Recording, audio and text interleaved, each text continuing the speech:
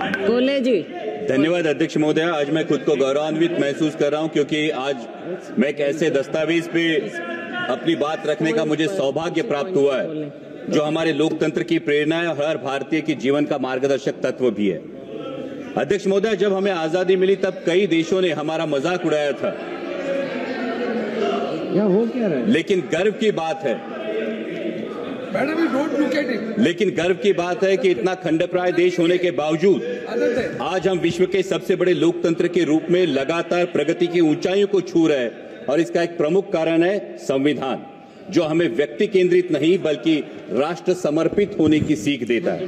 अध्यक्ष महोदय, मैं उस महाराष्ट्र की भूमि से आता हूं जहां 350 साल पहले छत्रपति शिवाजी महाराज ने एक आदर्श प्रस्तापित किया था, रयतेच राज्य स्वराज्य।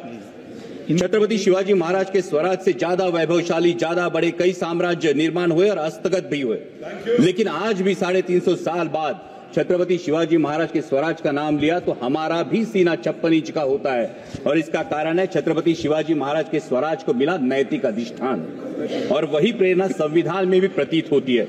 समता, बंधुता और स्वतंत्रता के नैतिक अधिष्ठान पर मानव का उत्थान और मानवता का कल्याण, और इसीलिए संविधान के निर्माण में योगदान देने वाले हर उस व्यक्ति के प्रति मैं कृतज्ञता व्यक्त करता हूं और उन्हें आदरपूर्वक नमन करता हूं। अध्यक्ष महोदय, जब हम अमृतकाल की बात करते हैं, जब अमृत की बात हो तो हलाहल की बात तो निकलती है और जब हलाहल की बात निकले तो मंथन तो होना चाहिए, लेकिन मेरा ये मानना है कि इस मंथन में पुराने जख्मों को कुरेदने से अच्छा है कि वर्तमान का परीक्षण करे और भविष्य का अवलोकन करे।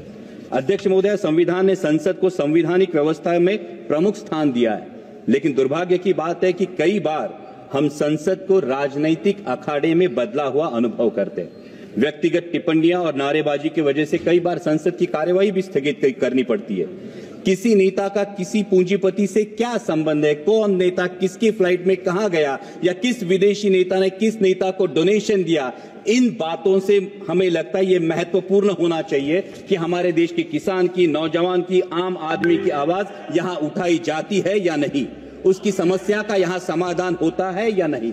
अध्यक्ष महोदय, हम देश हित के मुद्दों पर चर्चा चाहते हैं, बहस चाहते हैं, ना कि राजनीतिक नारेबाजी, और ये सत्ता पक्ष हो या विपक्ष, दोनों को ध्यान में रखना चाहिए। अध्यक्ष महोदय, संविधान में सामाजिक, आर्थिक और राजनीतिक न्याय की बात की है। जब आर्थिक न्याय की बात हो तो हमें सोचना चाहिए कि क्या हम सही मायने में देश की जो सबसे बड़ी आबादी है उन किसानों को आर्थिक न्याय प्रदान कर सके।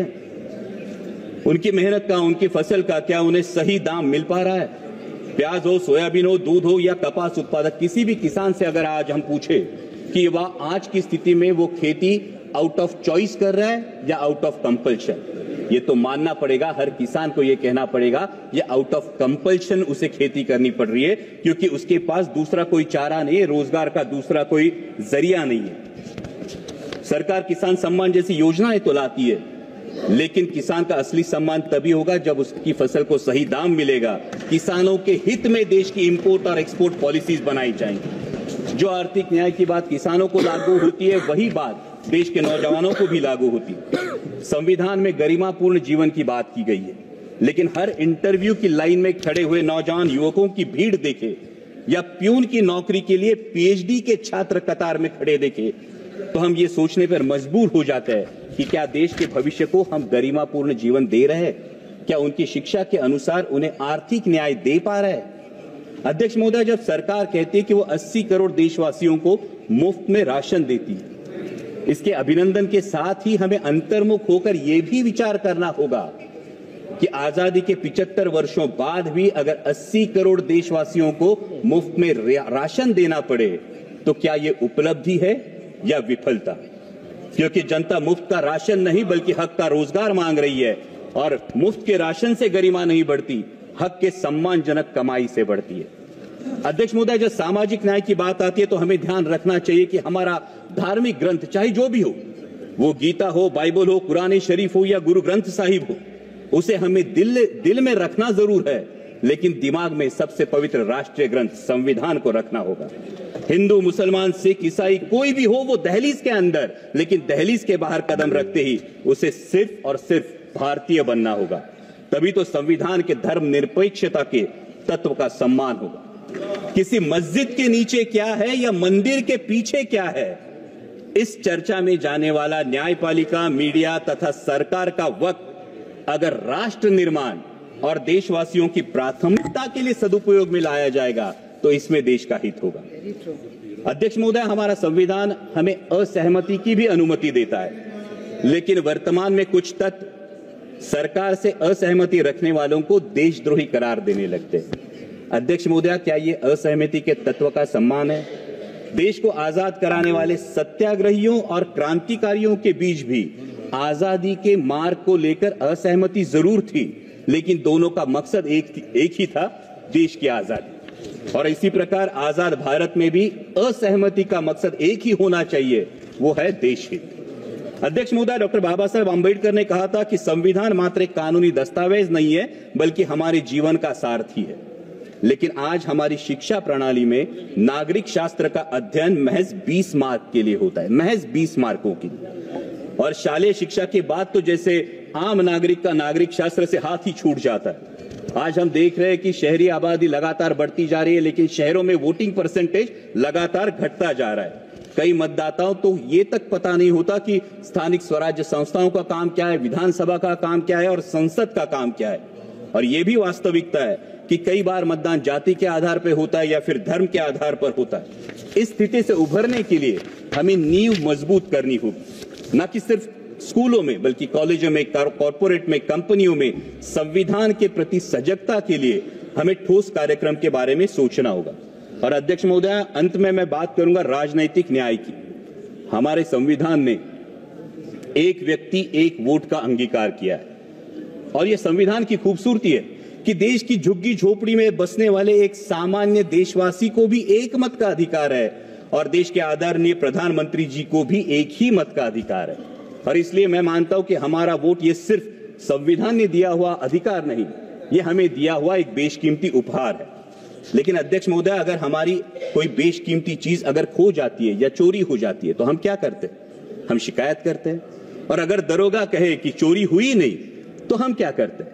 फिर हम अपने आप से तहकीकात करने की कोशिश करते हैं, हम तफ्तीश करने की कोशिश करते हैं। लेकिन अध्यक्ष महोदय, महाराष्ट्र के विधानसभा चुनाव में कई मतदाताओं को आशंका है कि या तो उनका दिया हुआ वोट खो गया या फिर चोरी हो गया। लेकिन दरोगा ने कहा ऐसा कुछ नहीं हुआ।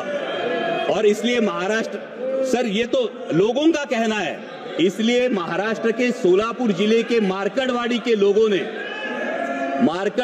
लोगों ने बैलेट पेपर पर यह जानने की कोशिश की कि उनका मत गया कहां, लेकिन प्रशासन ने इस पर रोक लगा दी। इन्होंने, मैं ये डिस्क्लेमर ही देता हूं, मैं ईवीएम से आया हूं, लेकिन जिन मतदाताओं की यह आशंका है उन मतदाताओं की बात यहां रखना मैं समझता हूं मेरा कर्तव्य है। ना उन्होंने इलेक्शन पे अविश्वास दिखाया था, ना उनको फैसले पे आपत्ति थी, क्योंकि वहां पे तो उम्मीदवार जीत के आया है।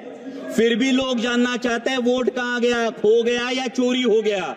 लेकिन उन्हें ये करने से मना करना, क्या ये राजनीतिक अधिकार है? अध्यक्ष महोदय, लोकतंत्र में चुनाव प्रक्रिया की बहुत अहम प्रक्रिया है। और महाराष्ट्र में विधानसभा चुनाव के बाद, जैसा मैंने कहा, मैं चुन के आया हूं ईवीएम पे, लेकिन मतदाताओं में एक संभ्रम है, एक असमंजस है और कई सारे संदेह, कई सारी आशंका है। लोकसभा चुनाव के बाद महज 6 महीनों में लाखों मतदाताओं के नाम मतदाता सूची में जुड़े हैं, और इलेक्शन कमीशन बार बार मांग करने के बाद भी ये सूची विपक्ष को नहीं सौंप रही है। उसी के साथ में जो सुप्रीम कोर्ट की गाइडलाइंस थी, जो 5% वीवीपैट कंट्रोल यूनिट और बैलेट यूनिट का वेरिफिकेशन होना था, यह सुप्रीम कोर्ट के गाइडलाइन के बावजूद अचानक इलेक्शन कमीशन ने नई एसओपी जारी की है, जिसमें यह वेरिफिकेशन नहीं होगा, बल्कि पूरी मेमोरी बर्न करके सिर्फ उसमें मॉक पोल कराया जाएगा। तो इससे असमंजस और भी बढ़ जाता है। हमारी मराठी में कहावत है, कर नाही त्याला डर कशाला, कुछ किया ही नहीं तो डरते क्यों, हाथ कंगन को आरसी क्या। और इसलिए अध्यक्ष महोदया, ये शंका उत्पन्न होती है, क्या कुछ छुपाने की कोशिश हो रही है? क्या दाल में कुछ काला है या पूरी दाल ही काली है?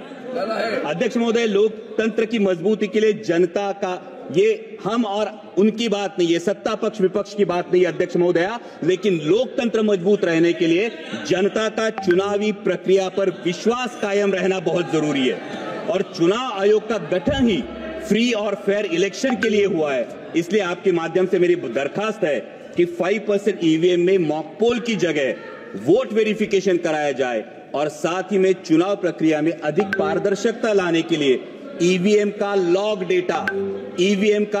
डेटा उम्मीदवारों को दिया जाए। अध्यक्ष महोदय, ये तो मानना पड़ेगा कि अध्यक्ष महोदय, ये तो मानना पड़ेगा कि चुनाव आयोग मतदाताओं की सुविधाओं के लिए हमेशा जागरूक रहता है, लेकिन जैसे रेस्टोरेंट में जाने के बाद हमारे पास विकल्प होता है कि हमें नॉनवेज खाना है या वेज खाना है, तो मतदाताओं के पास विकल्प क्यों नहीं? उन्हें मतदान बैलेट पेपर से करना है या ईवीएम से करना है? जिसका बैलेट पेपर पर विश्वास हो वो बैलेट पेपर से मतदान करे, जिसका ईवीएम पर विश्वास हो वो ईवीएम पर मतदान करे। ये अवसर है अध्यक्ष महोदय, देश के विश्व के सबसे बड़े लोकतंत्र के पास एक अवसर है कि अमृत काल में माननीय प्रधानमंत्री जी के नेतृत्व में एक ऐसी व्यवस्था बने कि पूरे देश में मतदाता को पता चले कि उसका वोट गया कहां है, तभी तो लोकतंत्र मजबूत होगा। और अंत में इतना ही कहूंगा अध्यक्ष महोदय, राष्ट्र प्रथम के साथ स्वतंत्रता प्रथम, समानता प्रथम, बंधुता प्रथम और धर्मनिरपेक्षता प्रथम का अगर हमारे जीवन में अंगीकार हो तो वर्तमान में संविधान का सम्मान और बढ़ेगा और भविष्य में हमारा लोकतांत्रिक गणराज्य विश्व की महाशक्ति बनकर उभरेगा। और इसीलिए छोड़ो कल की बातें, कल की बात पुरानी, नए दौर में